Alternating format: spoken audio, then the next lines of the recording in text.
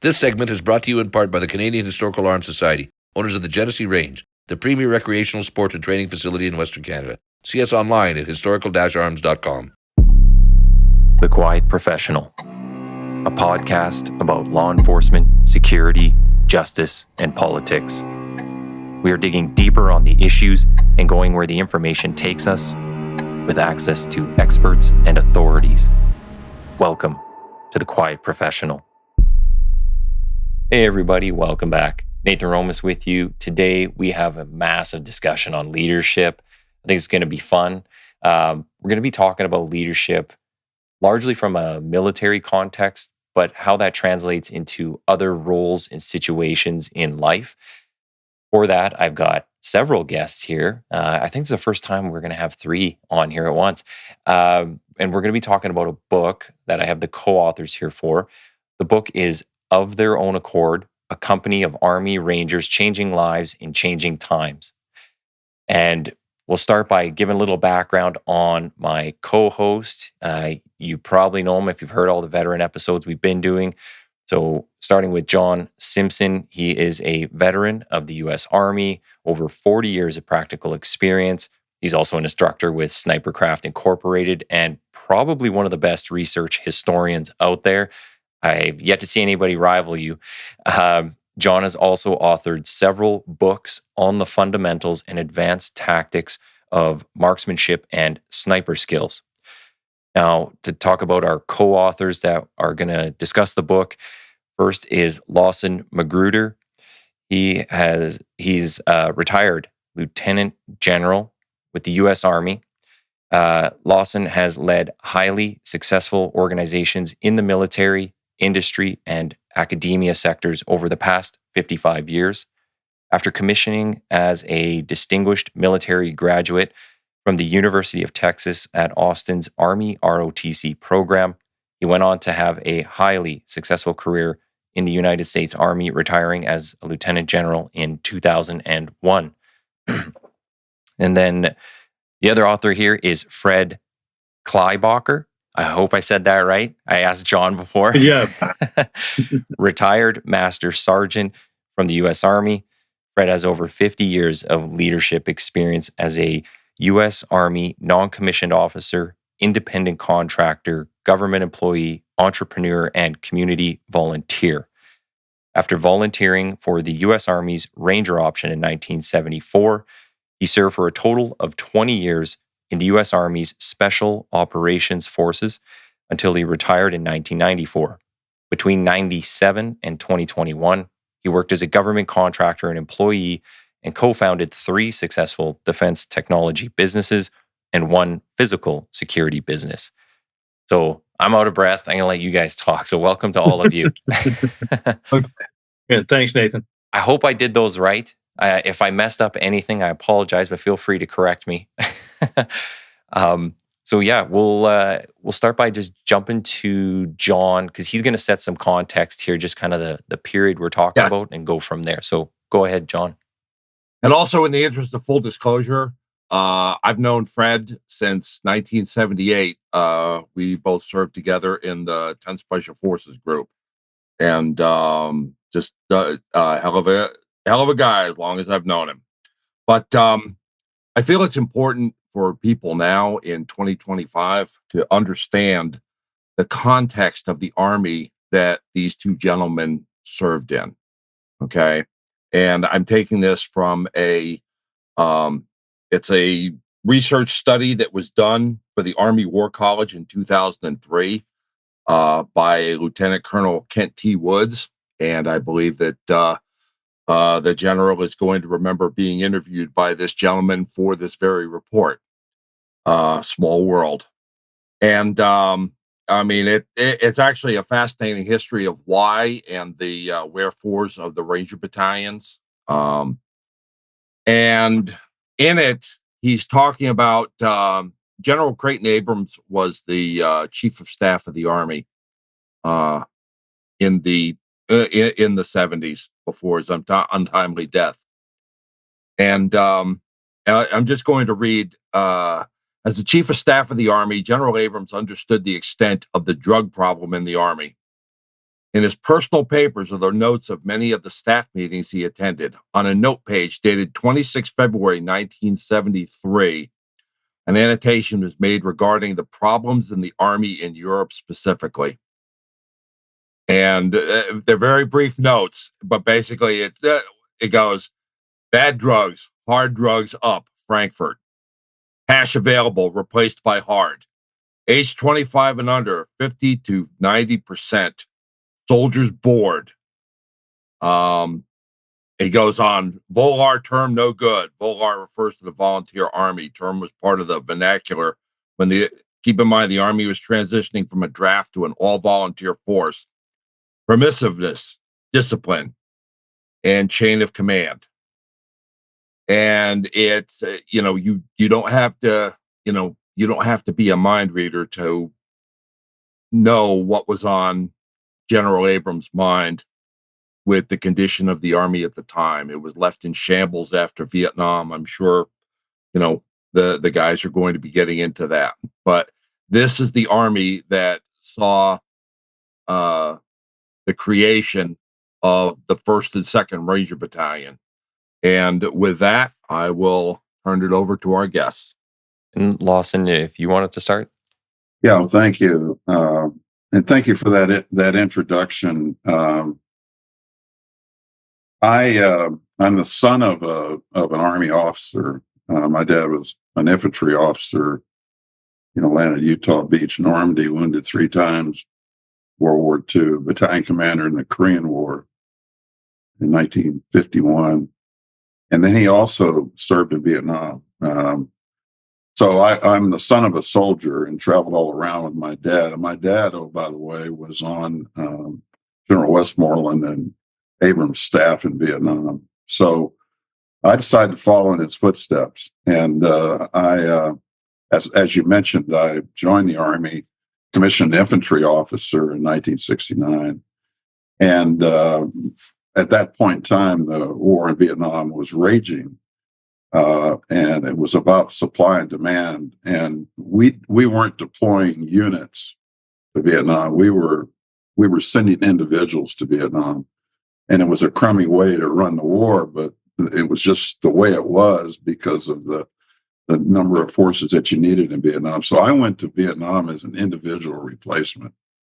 I literally jumped on the combat train and joined a unit that was in combat. So I personally experienced as a platoon leader and then as a staff officer the challenges that we were facing with all the individual replacements. It's a crummy way to go to war. So that contributed to the turmoil in the Army and standards not being what they needed to be.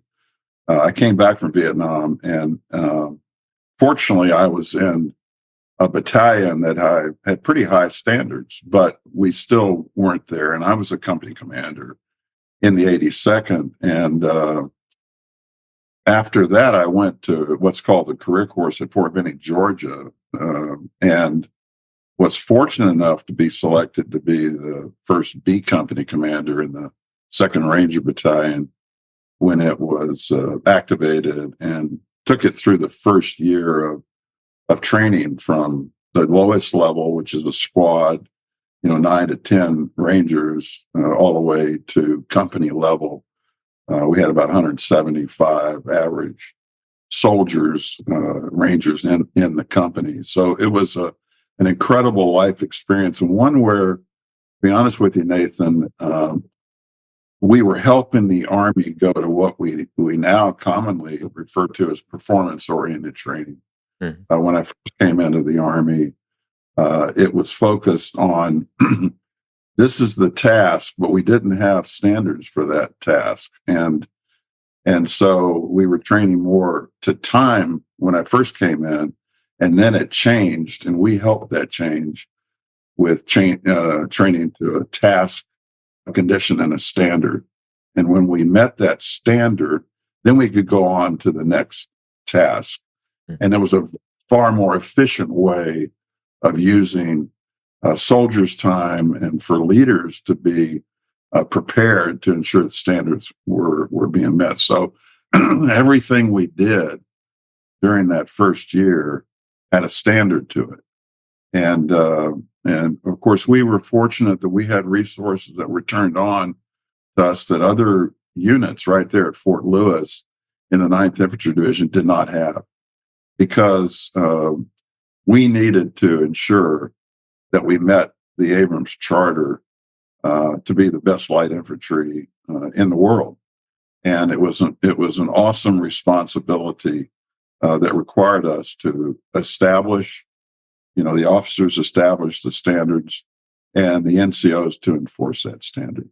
And so we were all handpicked. The officers were handpicked. The senior non-commissioned officers were handpicked. My first sergeant, the platoon sergeants, and many of the squad leaders, the staff sergeants within the unit. So I'll turn it over to Fred. That's the backdrop, and then we can get into why we wrote this book and what the book's about. So to you, Fred. Yeah, so as you might imagine, my journey coming into the Army was very different. It was 74. I was 19 years old.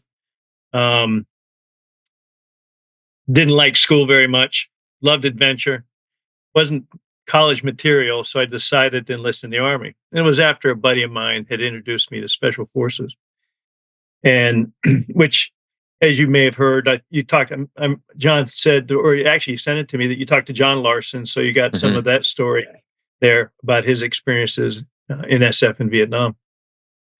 So I wanted to go in and be an SF soldier, but that wasn't available to us then. They were actually downsizing Special Forces. And so the requirements were you had to be at least 21 and E5 and have 3 years in the Army. But they had this thing called Ranger Enlisted option. And so I asked the recruiter, what's a Ranger Enlisted option? He says, oh, you'll love it. It's just like Special Forces. You'll be a snake eater or something like that. Some weird analogy. And low bar to get in, actually. And at this time, the battalions had not been stood up. I take that back. First Battalion had been stood up. And so they were trying to create a pipeline, if you will, for privates, get them through Ranger School in a pipeline from basic AIT Airborne School and then Ranger School, which is, for your audience, is unheard of, right? It was an experiment for about, 3 or 4 years, Lawson, maybe. I think it was a, way to do that. But so if you can kind of put into perspective, you've got these kids that come out of basic and AIT. They have a modicum of knowledge about infantry, tactics, techniques, and procedures. You go learn how to throw yourself out of an airplane after about 3 weeks. And then they send you right into what is probably the toughest leadership school the Army has. And it's an 8-week, 5-day course where they feed you one meal a day, and you're doing all kinds of different operations in different environments, mountainous environments, swamp environments. And you're evaluated on a daily basis on your leadership skills, your followership skills, teamwork. And at the end of that process, we had 60 enlisted options who were in my class, a class of about 170, 180, primarily NCOs and officers and us privates. And out of those 60 enlisted options, only 8 of us graduated, to give you an idea. Wow. Of the standards. And from there, I had volunteered because prior to going in, the 2nd Ranger Battalion had been stood up. So this would have been, they got stood up in October of 74, and I went through jump school in January of 75, and then Ranger School in April to May. So I got assigned to the 2nd Ranger Battalion and walked into an environment that was one of the most life-changing experiences of my life, short of experiencing combat. And it was Lawson and the officers who had a huge challenge, because there were only a few of us who came out of that pipeline that got assigned into the battalion. And they stopped that program shortly after I graduated because of the attrition rate. So what we had when we all arrived were a bunch of young, mostly motivated privates and E4s who are now being assigned to a unit that had the responsibility of standing up the finest light infantry battalion in the United States Army. And what we walked into in the leadership realm was an environment of giant leaders. Mm. These were people who were all handpicked, all primarily, most of them combat veterans. Some of the lieutenants weren't, but most of the captains and senior NCOs were all combat veterans. Most of them with obviously Vietnam combat experience. And from the start, the way, from my perspective now, thinking that when I got to the battalion, I was an E4, which is just above a private, not a sergeant, but considered to be, on the path to a junior leadership position, to a junior NCO position. As a Ranger qualified E4, I'm put into place on a squad as a team leader, or a senior. You could be a senior rifleman too, and I think I started out as a senior rifleman. And from there, it was the way we arranged training and the way that the leadership worked, which transformed the Army. Is when I got in there in June of '75, I walked into an environment where there was already a core group of privates and NCOs that had been training. But it was right around the June timeframe that we began to really concentrate on getting ready for a large training event in December, which was our combat evaluation. Okay. To become globally ready to go anywhere in the world and participate in combat operations. And you had to do that annually. You had to certify. So you walk into that environment, and I've got 9 months of Army time under my belt, and luckily, somehow or another made it through Ranger School. So you're looked at differently immediately because you got a Ranger tab on. So I could be standing next to another E4 who actually could have had more time in the Army than me, and a lot of them did. But I was considered better prepared than the other E4. So more expectations on you? Absolutely more expectations. And that was also true with the leadership. So in the platoon I was in, we had our platoon leader and platoon sergeant. We called them the dynamic duo, not to their faces, behind their back, because they were probably two of not only the classiest, but two of the most knowledgeable leaders, I think, at the platoon level in the company at the time. And they made it abundantly clear to me when I got in there, because they called me in, and they would do this with each individual. They let you know what the expectations were. So when you start talking about the environment that was created to do two things: one, inspire us to be the best that we could be, challenge us to be the best that we could be, and also to mentor us to be the next group of leaders that we're going to, because obviously we rotate out, everybody rotates 2 or 3 year period, time period, that they were mentoring us to be the next generation of leaders and future leaders as we rose in the ranks. And for us, I will tell you, and you can talk when we have these reunions we've had 3 now. There isn't a guy in that company that doesn't look up to the company leadership we had at the time, which was Captain Lawson Magruder and First Sergeant Bill Block. And for the first year, these guys had, well, it wasn't even the first year, it was the first year, but in those 6 months between June and December, they had the challenge of preparing that company on an array of different mission sets that we had to master. And back to the leadership point that you want to discuss is enacted all the way from the battalion commander. And I'm going to turn this over to Lawson so he can explain this to you. from the battalion commander down to the company commanders, and from company commanders to platoon leaders. They established, if you will, a distributed learning environment or a distributed training environment so that it built confidence in leaders all the way down to the team leader position, which typically was a young E5 or an E4. And they mentored us that as an E4 team leader, I had responsibility for my team of 5 guys, including myself.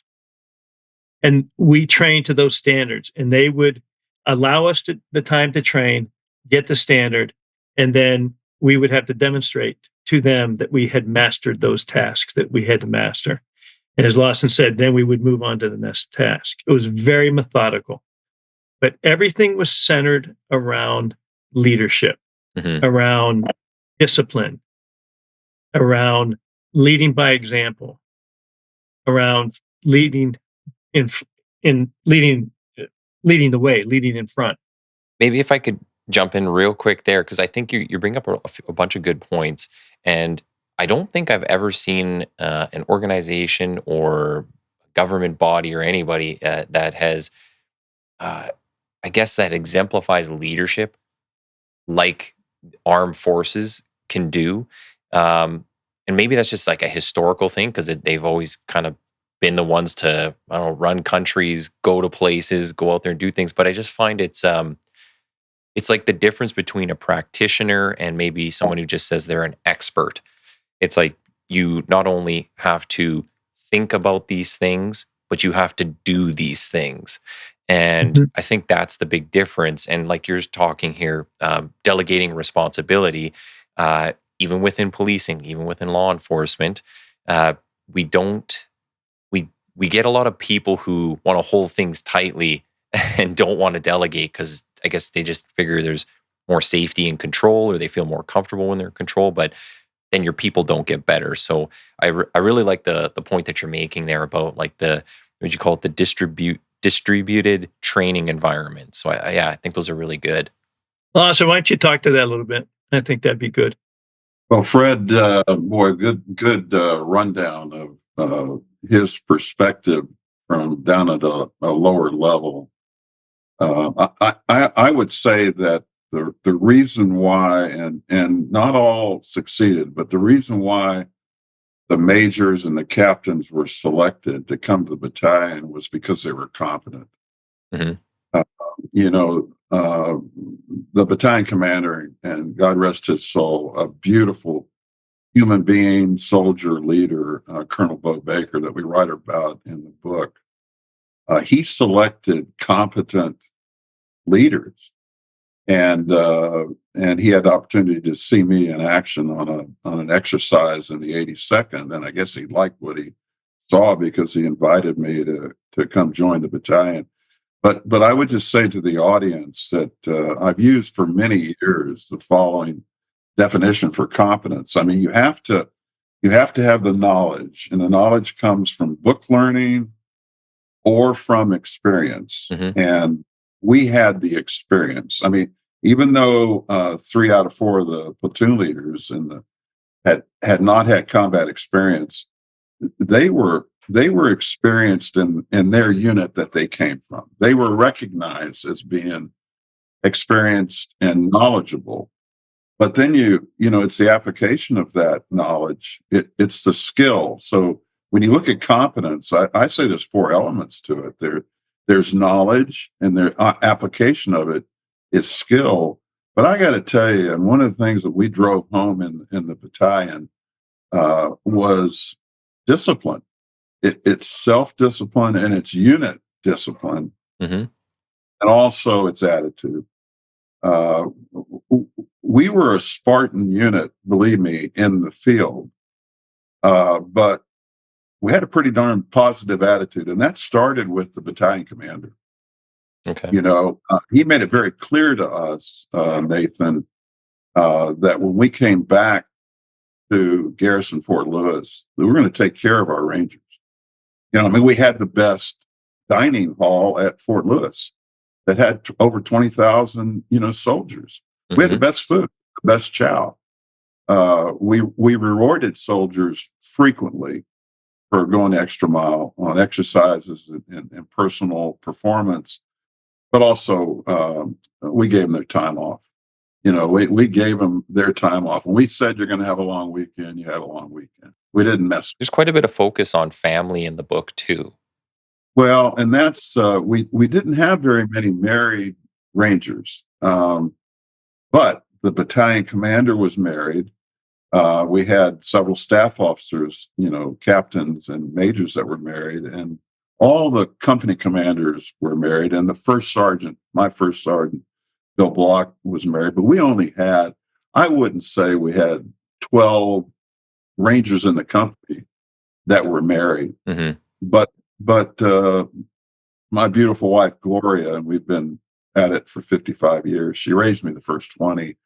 I'm doing it now, but she knew that we needed to take care of these families. So whether you were a PFC's spouse or a captain's spouse, they were in one family. What we called, and it was the forerunner for monumental change in the Army. As we went to a volunteer force, we had more and more married, and we called it a family support group. And Mhm. you needed the spouses to be able to talk to one another and understand, not tactics and the like, but what's on their horizon, what's the schedule.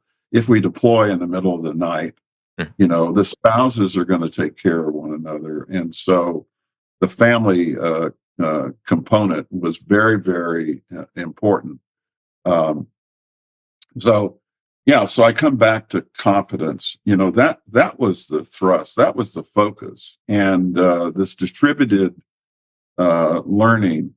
I learned as a company commander the first go round that I needed to delegate. I could not be everywhere. Okay, Yeah. and my focus primarily was on my platoon leaders. Wet behind the ears platoon leaders. Same thing in the Ranger battalion and in Bravo Company.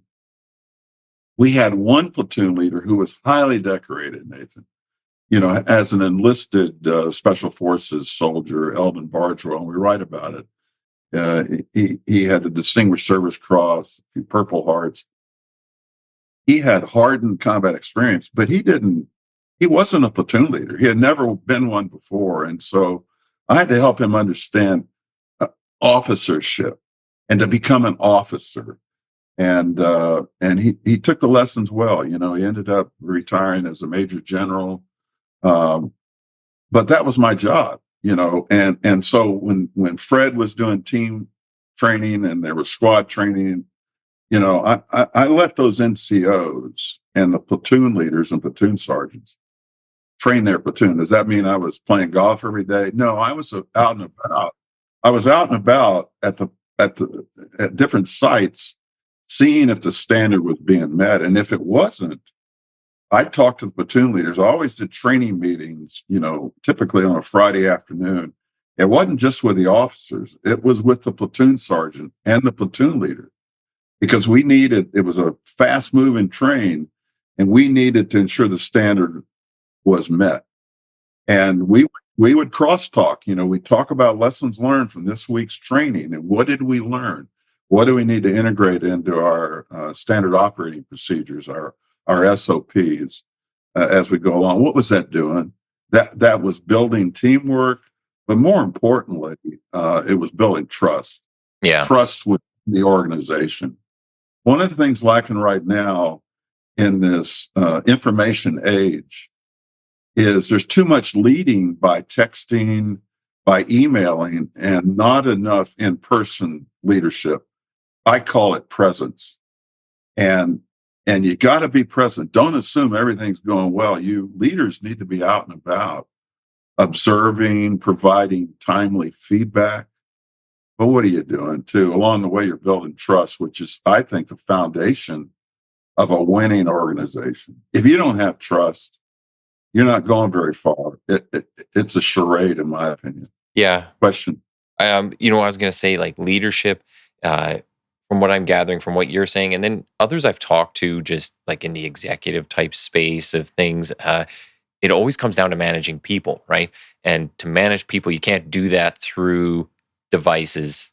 Well, you can't do it well. You can tell them to do stuff, but if you're not there on ground level, seeing things every once in a while and making sure it's like, hey, this is the standard I had. Like, maybe you are accomplishing the job, but we could do it better, or we could move the standard, whatever needs to be done.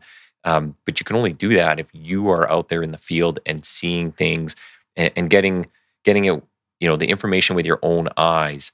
One of my biggest critiques of management, and I'll use that instead of leadership, is just when we play the telephone game, right? Like, the person on the ground is going to do something some way, get their job done, and then through the next 1, 2, 3 people, whatever it is in that chain of command, the message gets distorted. So for a leader to be a real leader, they need to go out and see what's happening and talk with their people. So those are excellent points. Yeah, well, I think it's what I call huddles. The leadership have got a huddle in person.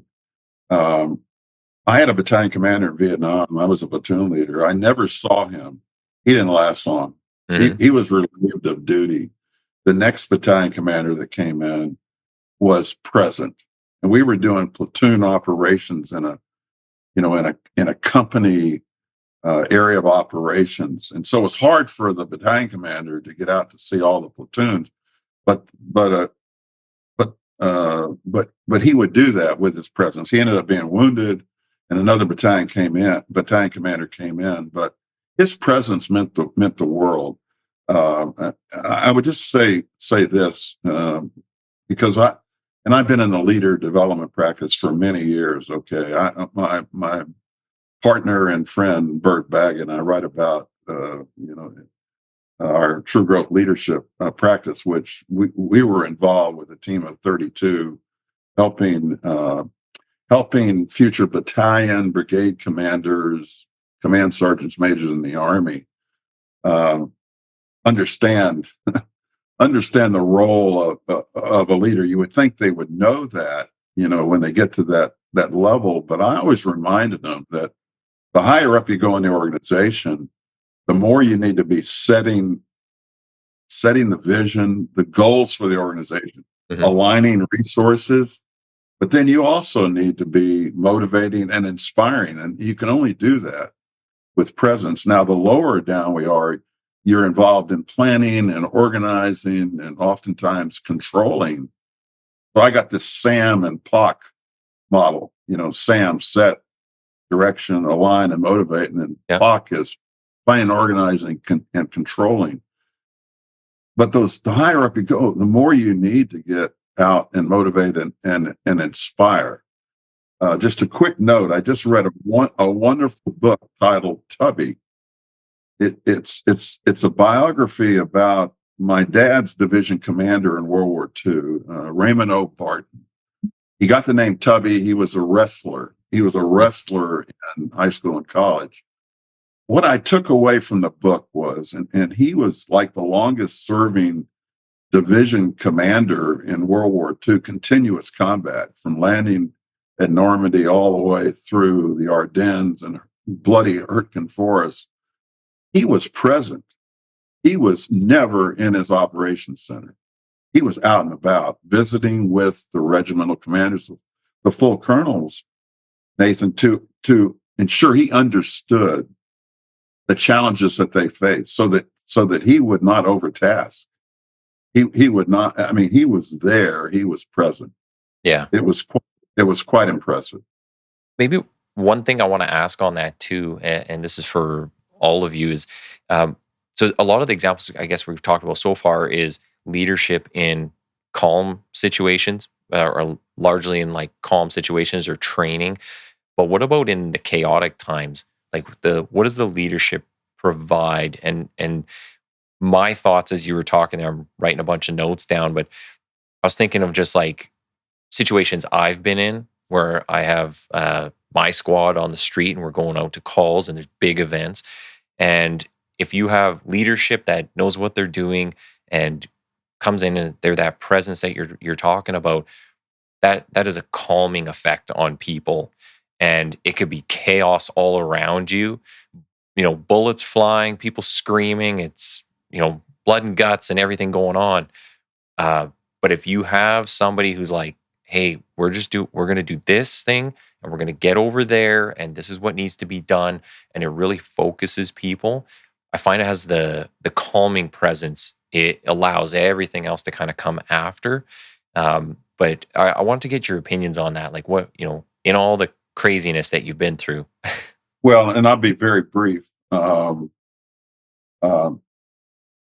My first morning after an air assault in Vietnam, we came under fire, and I had a couple of bleeding soldiers that we loaded on a medevac, and I knew right then I better be calm right now and not spaz out. And then I had an entire squad killed. What you call now IEDs, but on a mining incident. The next 3 weeks were extremely hard for me emotionally. And it was really hard for these soldiers who had lost friends. But I knew, man, I need to have the most positive attitude I can as a platoon leader as we went forward and as replacements came in, through the individual. So for me, calmness and patience, that changed my life forever. Yeah. Because I understood what I needed to demonstrate during all this chaos. And so that's what changed me. And I think oftentimes you don't have a crucible, a crucible in your life, in your professional life that can change you like that one changed me. I'll turn it to Fred now. Fred. Yeah, thought came to mind when you talk about chaotic events, in particular chaotic events where you're being shot at or receiving incoming fire. And the thought that came to mind is courage and fear are contagious. Yeah. So is calmness. And what I was taught through those first 3 years in the battalion, and then later as I continued my career, was how to be calm. And while this wasn't combat, it was my first patrol in Ranger School. I'm a 19-year-old kid. I don't know anything, right? They gave me two-week course on troop leading procedures and the Ranger handbook. All right. And so he calls my name and calls me up, and it's a simple portion. They would break the patrols up into phases. And so I was going to have a movement phase. We were going to move from our patrol base to an ORP, to an objective rallying point, because we were going to do a raid on a, target.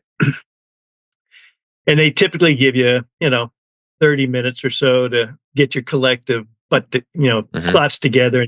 And you had to give a warning order and a patrol order, and then you'd move out.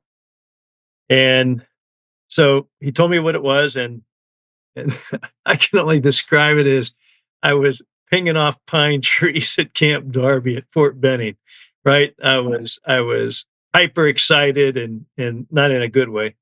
Obviously nervous. This was my first test, and my ranger instructor for this portion who was with us that day was an E7 and a sergeant first class, so senior guy. And he can kind of tell that I am a little panicked, maybe a lot panicked, because I didn't want to screw it up, And he walks over to me, and he, in a very calm voice, he says, "Ranger," he says, "take a knee, take 10 minutes, gather your thoughts, and then put them on paper and call your leaders in and brief them on the op order." And had he not done that, I probably would have failed that first patrol and every patrol after that, right? But what he did, and it was just a simple example of taking some deep breaths, calming down, He asked me, he says, "Where's your Ranger handbook?" I pulled it out, turn to such and such a page. There's your op order. Sit down, think through, take some deep breaths. You'll be fine. So calmness starts at the very beginning. If you have calm leaders, competent leaders who understand mentorship, understand and can evaluate character and take care of people, or understand where your weaknesses are and intercede and attempt to help you, work through those, right? It does not, for some people, it comes naturally. Yeah. The gentleman that Lawson mentioned, Eldon Bargewell, there's stories of, well, actually, people have written a number of books about MacV-SOG. One, we interviewed him in the book, a guy named Dick Thompson, who was Bargewell's first patrol leader. He was a first lieutenant, had been through Ranger School, was a pretty, very competent recon leader.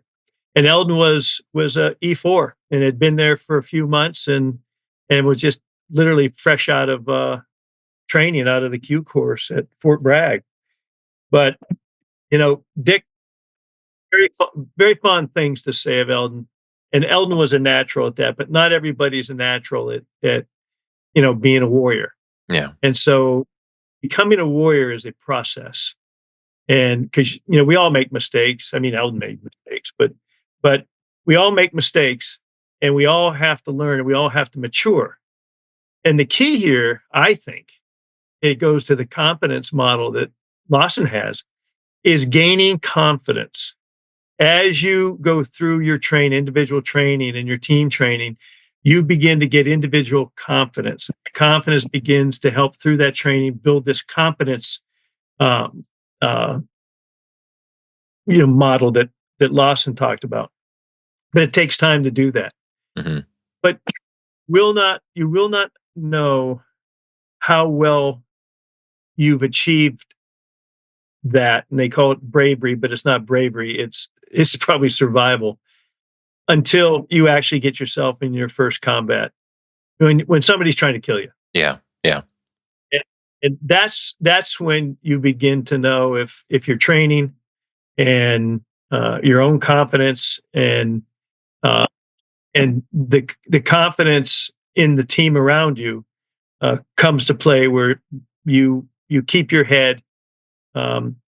Everybody's scared to death. There's nobody that's not scared, but you remain calm so that you can think clearly. And I call it literally you slow time down. Mm-hmm.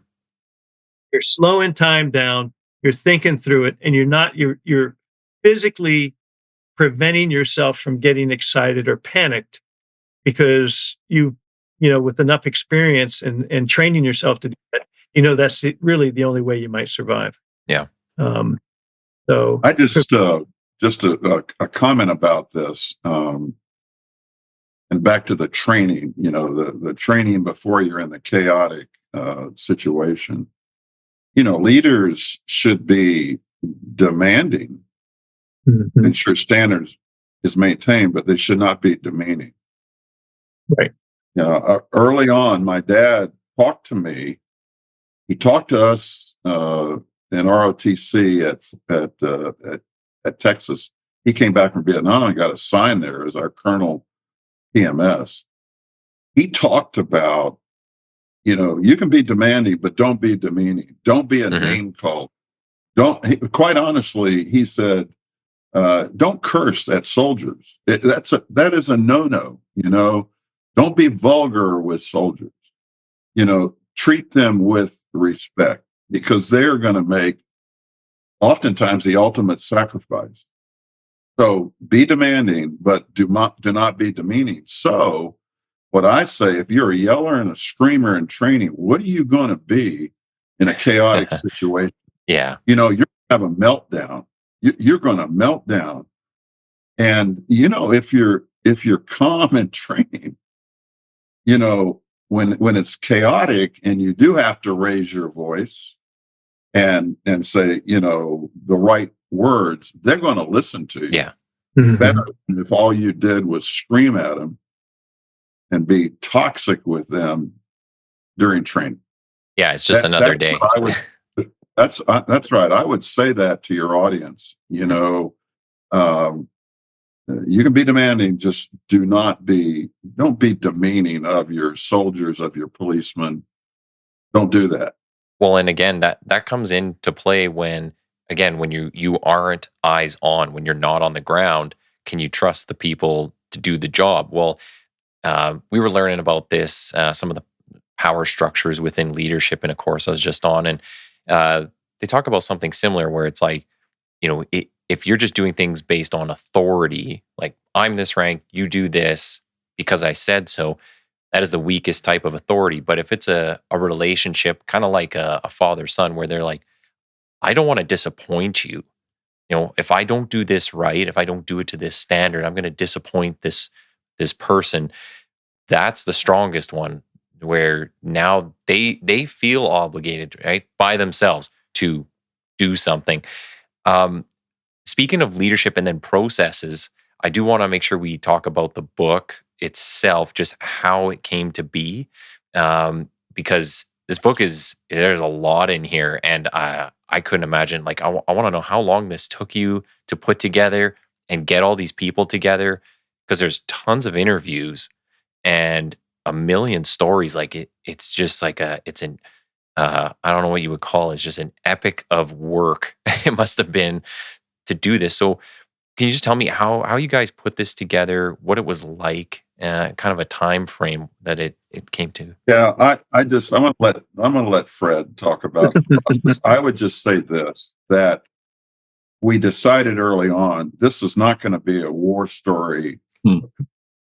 This is a leadership book with the intent to hopefully inspire, motivate youngsters to serve in the armed forces or to serve their community. And also help the influencers understand the the intangible benefits of service. You can go, find out how much you're going to make and what the VA is Veterans Administration going to give you and the like. Got all that. But the other thing is it's a leadership book.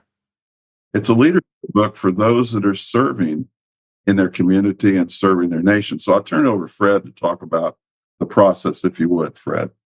Sure. So we were at our first reunion, which was in 2019, and we hadn't seen each other literally. Lawson and I ran into each other, I think, in 2007 at a informal Ranger rendezvous, they called them, right? And we hadn't seen each other since 1978, I think, or maybe 77, whenever it was. So anyway, fast forward to 2019, and we talked about it in the book. One of the Rangers, a guy named Mark Lisi, who was heavily involved in these Ranger rendezvous, just called us up and actually talked to Lawson first and said, "Hey, you want to put together a B Company reunion?" And Lawson says, "Yeah, if you can make it happen, let's make it happen." And he did. So we got there, and we talk about this in the book a little bit. Lawson and I were most of us. I'll keep it to me and Lawson because we wrote the book, but everybody felt the same way. We were flabbergasted at what, and we didn't have this depth of stories that we have in the book, but we were just flabbergasted at one, we had a big turnout. Two, everybody was widely successful, maybe with the exceptions, and we're just looking at each other and going, holy crow. And then we started listening to stories about these guys, and they would talk about, hey, what did you do after you left the battalion? And what did you do? What'd you do? And we're listening to these stories and we're like, my goodness, this experiment seemed to work. Well, I had about 12 years prior to the reunion in 2007, as a contractor, I had gone to Baghdad and was working to provide support to a tactical operations center there called the Baghdad Fusion Cell, where they had 13 brigades in Baghdad at the time. So there were 26 LNOs, 2 per brigade, sat on this floor. And they would get intel in, develop target packages for their different areas of responsibility. And these target packages were a capture mission to go in and take bad guys off the street, right? And it was a very elaborate process. And I came in, my job was to assist in the final phase of the find and fix portion of the targeting for that evening, for that night. My first day in, I walk in, it's literally a plywood shack behind the main headquarters, right? And it's considered to be a special compartment information facility. So, but it's plywood, but it did have a big metal door. Go in, and we go from unclassified all the way up to the tip top classified information. And my job is I was an LNO there that had we had a resource that we would do SIGINT operations essentially and determine if the target was available. But as I walked in and I'm talking to guys and I'm looking around this operation center, and there was something in the back of my mind. I said, man, it was just so familiar, and I couldn't put my finger on it. And I'm looking at, and these are all young folks. The most senior within the brigades was a captain, but most of them were lieutenants and sergeants, and maybe sixes. But these were primarily some were intel folks, some were infantrymen or whatever they were, engineers, whatever, because it was a hodgepodge of units over there. They deployed everybody over to Baghdad, and they all became infantrymen, so it didn't really matter. And then I started talking to the leadership and introducing myself, and it was guys out of the special operations community. There were Rangers in there and a bunch of others, and they were in charge of this, and they were essentially teaching these conventional units how to conduct these types of operations that the soft forces had been doing, for 3 years there in Baghdad.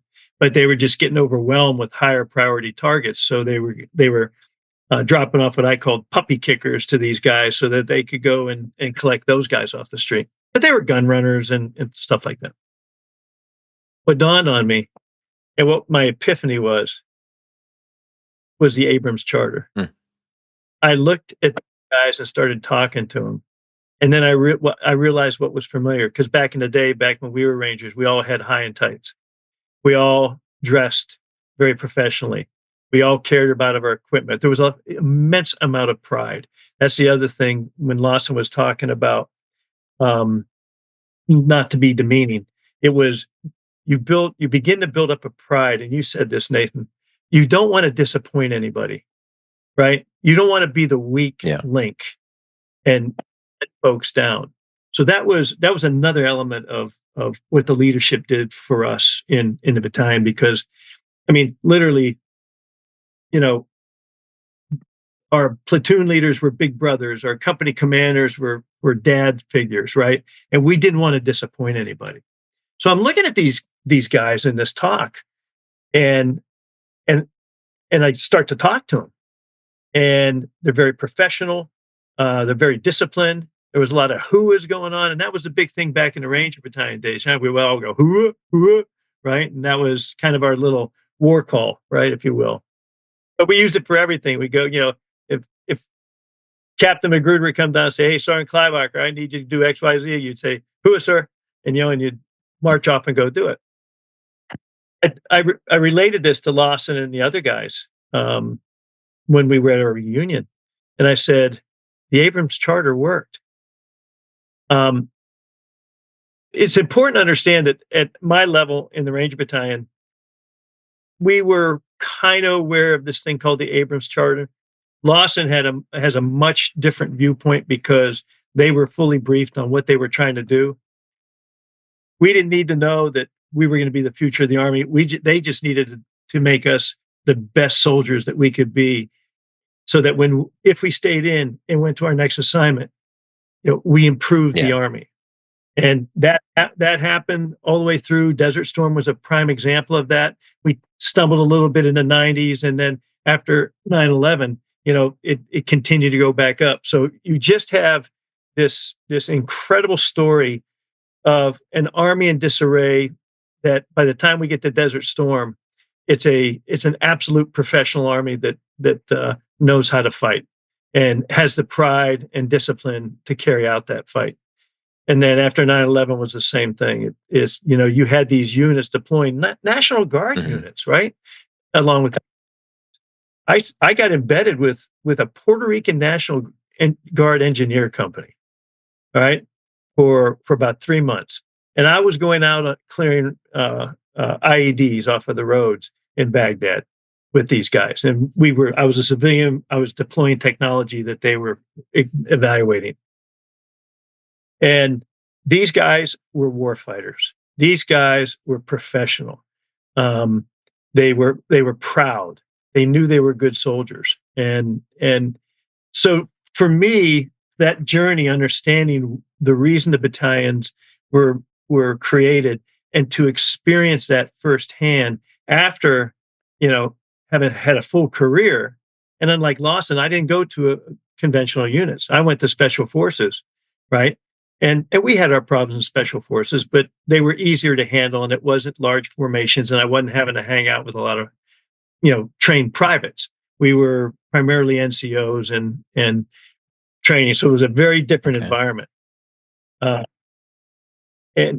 the lesson was the same. You came in, and some of the teams were undisciplined. Some teams, didn't care. And remember, this was the early 70s, so the Army was still just in or late 70s. The Army was still a mess, even in special forces. We had some problems, right? Well, and how long this book though? Like, how long did it take you guys in total? Was it a couple of years to actually go do the interviews with everybody, or? No, we did it in a year. Oh, really? We started the interviews in September, finished them, I think, in April. Okay. And then we got to work, because our goal was to have the book ready for the 50th anniversary of the 2nd Ranger Battalion, which was last October. And we literally finished the book, and it was published September 15th. One of the groups, and just as we're getting toward the end of our time here, one of the groups I want to make sure we do touch on, though, is the spouses. So the last chapter of the book, I think it's chapter 15. You guys have a bunch of interviews with the spouses, and it talks a bit about just how they were keeping things together at home, but how the relationships were between them. And this is possibly a future project John and I are taking on for one of the podcasts coming up. But I'm just wondering, what was it like when they were given their experiences? Because, the guys all sit around and tell their war stories and stuff. And I mean, we're used to that. But what was it like doing that part of the book? And was there stuff you learned in there that you weren't aware of before? Yeah, Lawson, why don't you cover this? One of the spouses that we interviewed through a questionnaire and then feedback, Patty McNamee, her husband did not stay in. He had left a lucrative civil engineering job and had come into the Army at an older age. He was older than all the rest of the privates and the corporals within. And her story is about how it empowered her and strengthened her so that she could be a community volunteer leader when her husband left the Army. Okay, yeah. And so for her, it was a lesson in standing up, realizing that her husband Jim was going to be gone a lot, and it strengthened her and empowered her as a spouse to not only take care of the family, but also she said, I have some leadership skill. I can go out and particularly lead in my religious community, and she did. And the common theme from all of these spouses were that they're strong leaders. Yeah. In different arenas. And, in today's military, and I'm sure in the police world, you don't have spouses that stays at home other than maybe for maternity leave. Yeah. But, they have a job too. They have a job and they're balancing just as much as the military, police, law enforcement leader is doing. And so that we're talking, that was what, 50 years Mm-hmm. ago. And these are strong women and supportive women, and the importance of friendships and relationships that lasted, a long time. I would just say this about the process for the book. We used technology. We decided to do Zoom, okay? Rather than questionnaires, we did Zoom, and these would last an hour and a half, 2 hours. And, with Zoom, you can get the audio. What we couldn't get was a transcription. So we ended up using AI, okay, to do the transcription for us. So once Fred and I, we had done about 2/3 of these interviews, and we said, what are the emerging themes? And so themes like service and accountability and courage and the like emerged. We could then go search in the transcriptions for where they were commonly used. And so then once we had the themes, Nathan, we said, okay, let's apply the faces to the themes. And so that was a good challenge. Too. We did it independently, and then we got together and said, okay, so-and-so fits best under that theme. And then we weren't going to divide and conquer. One of us was going to be the primary author, but I have a good friend and a successor to me in Company Command, Jim Dubik, who does a lot of writing. He said, boy, I would only have one of you to be the author. So I kind of came to the table with one of us needs to be the writer. Then Fred and I decided it's too much work. Yeah. Let's decide on the themes that each of us, or we're both more comfortable with. And then we would write. We had a framework for each chapter, as you see. Yeah, and you can tell there's a structure. But there's two authors. I hope that when folks read this, they say, oh, this is different. No, I think with our back and forth and our editing, you got a framework for each chapter. I think for the audience, the chapters will resound with you. You parents out there, find a theme that fits for what you're trying to do with your own children. For you leaders, look at what you're trying to do with your organization and look at the themes. Yeah. And let me just say this. So I stayed in for 35 years. I saw those that stayed in, the officers in particular. I followed them, okay, and stayed in contact with them. Out of our officers in the initial company, we had 5 that became general officers in the Army. 5. And 2 of them were, and then we had 2 others that were colonels, and we had one that ended up being a lawyer. Out of those generals, we had 2 75th Ranger regimental commanders. Mm-hmm. We had 2 division commanders. We had a corps commander. And I was able to follow them. What I didn't know were the stories of those that even stayed in, unless our paths, crossed, and particularly those that got out. We didn't know their stories. What happened to them? And so it was fascinating, like Fred said, to learn about what they did with their lives. Yeah.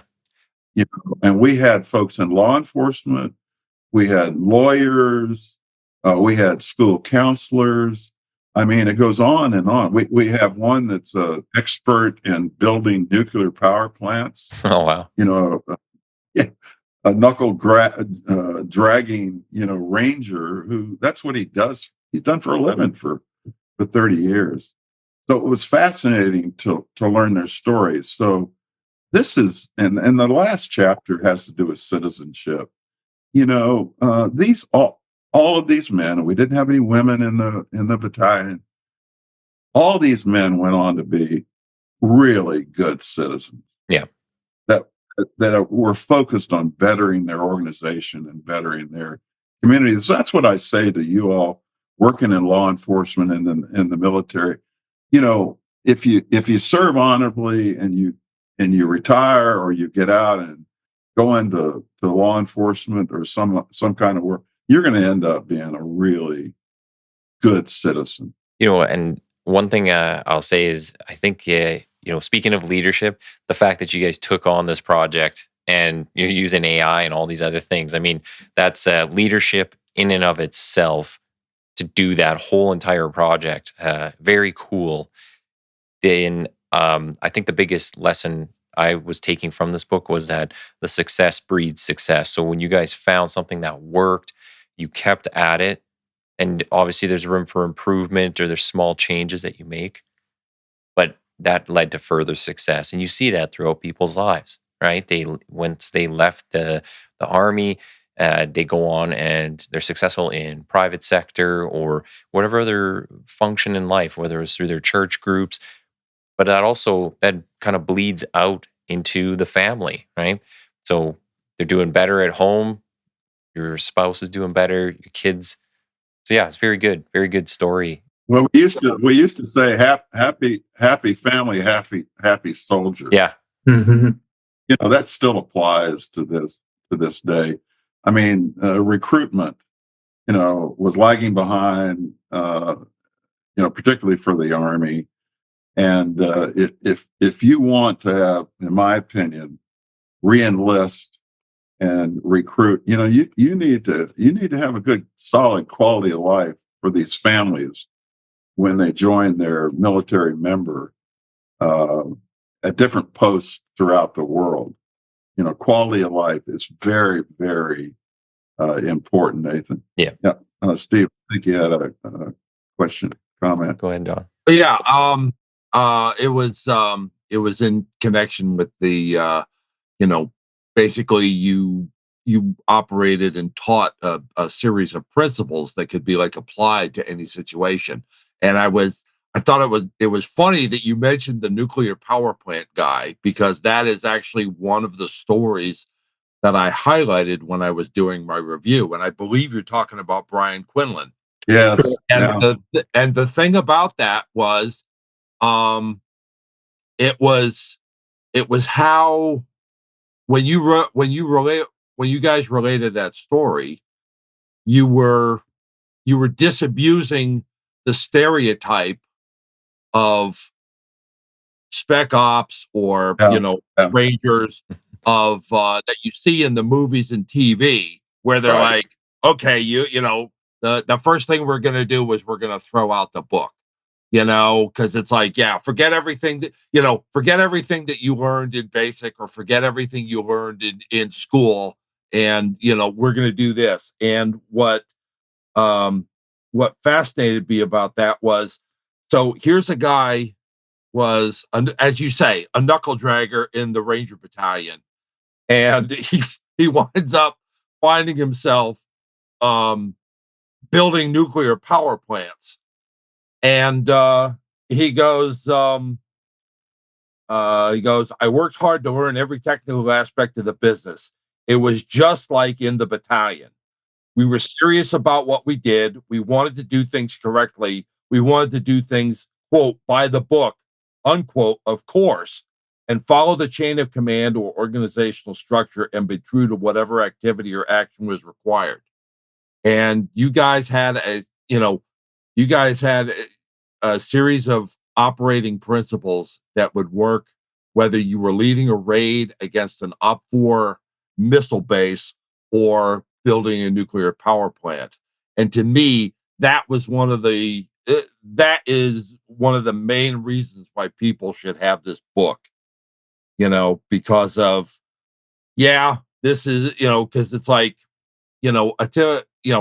somebody building nuclear power plants or somebody being a police officer in Canada. It's like, well, I'm never going to attack an enemy airfield in my entire career, knock wood. Okay. But the thing is, it's like the stuff that you teach in here is what makes this book so incredibly valuable for people. And my review for Infantry Magazine hasn't come out yet, but one of the things that I did, as I told you guys before we started recording, is I think this book is going to be the cornerstone of professional reading lists in the military and even out of the military for a long time to come. Yeah.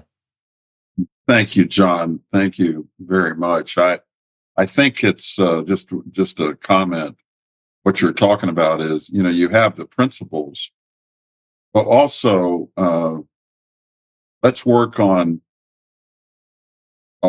how to think rather than just what to think. You know what I mean? Yep. That's what we were trying to imbue in the leaders and that gets into flexibility and understanding we got a base principle, but we better flex, be able to flex off of that. Thank you for that comment. Yeah. And so back to the process for the book, I would say this, Nathan, this book was not written by AI. Yeah. I want to make sure the audience knows that. We just used it to find quotes from interviews that we had done. I'm really sensitive about you can go write a book with AI. No, none of this was written by AI. It was written by Kleibacker and Magruder with many hours of interviews. And we just can't thank both of you enough for your support of this endeavor. We want to get the book out. And oh, by the way, it's all the proceeds are going to a Rangers Scholarship Fund for kids of currently serving and past Rangers. In fact, Fred's on that board that vets all these scholarship nominees, Fred. And so this isn't to line our own pockets, okay? Never was the intent. Maybe Fred could just close it out with how folks can order the book and any other comments, Fred, if you would. Sure. So you can go to our website, oftheirownaccord.com. There's extra content on there as well, but there's a order page. You can get in there and order it. We prefer folks to go there. You can do it on Amazon as well, but we get a larger amount of proceeds if you buy it off our website. Okay. The proceeds go to the Ranger Scholarship Fund, and B Company set that up in 2019 in the name of Ellen Bargewell, who was platoon leader we talked about, and who tragically died the same year we had our reunion in a horrible accident on his farm. So we set it up to honor him, and it goes to, it's an add-on scholarship to the base scholarship. And give you an example, last year we gave about $158,000 in scholarships. Since the fund started, wow. We've given about $1.5 million in scholarships. We don't have any large pocket donors. Everything is coming from small donors, plus partnerships that we have with about 4 or 5 other nonprofits that also are Ranger affiliated nonprofits that want to participate in giving scholarships to kids. So we are trying to set up an endowment at some point. So we try to do fundraising. It's just, as you guys probably know, if you ever tried to raise funds, it's a hard thing to do. Nobody wants to drop big bucks, right? Yeah. So so we're doing it the best we can, but we're doing great. This year we have 112 applications. Awesome. So and these are all Ranger kids or spouses trying to finish their education or start off on their education journey. Well, I think that's a good place to wrap it up there. And I'll be sure to put up all the links to the book and the website so that people can go and find it. Man, I really appreciate the work that you guys are doing and getting the stories out, and then also the scholarship as well. I mean, the more we can get these things out there, the better. So yeah, thank you guys for being on the show today. Sure. Thank you, Nathan, for inviting us and getting the word out. Hey everyone. Thanks for listening in and following along with the discussions. Be sure to click the follow or subscribe button on your respective listening platform. Also, check out the Quiet Professional on X and Instagram under TQP780. And most importantly, please share where you can. Everyone has a part to play in getting these education and information pieces out there, so pass it along. Thanks again.